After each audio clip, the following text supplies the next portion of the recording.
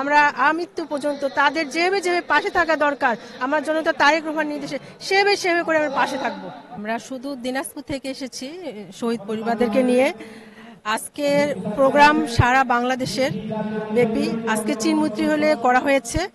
আমাদের জননেতা, আমাদের বিএনপির ভাইস চেয়ারম্যান তারেক রহমানের নির্দেশনা আজকের এই জুলাই আগস্ট গণঅভ্যুত্থান উপলক্ষে আজকে এই প্রোগ্রাম।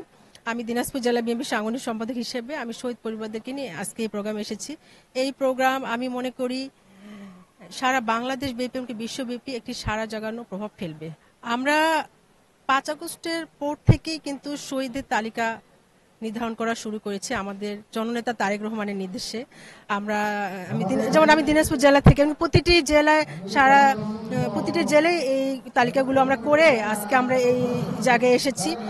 এটি আমাদের চিন্তা, যেহেতু দেশের জন্য এমনকি দেশটিকে ঠিক করার জন্য আমাদের এই শহীদ যে ভাইয়েরা বোনেরা বা আমার ছেলেরা যারা আজকে যে শহীদ হলো, তাদের রক্তের বিনিময়ে আমরা এই খুনি হাসিনার কবল থেকে আমরা সবাই মুক্ত হয়েছি। শুধু আমরা বিএনপি না, সারা বাংলাদেশের মানুষ আজকে মুক্ত হয়েছে।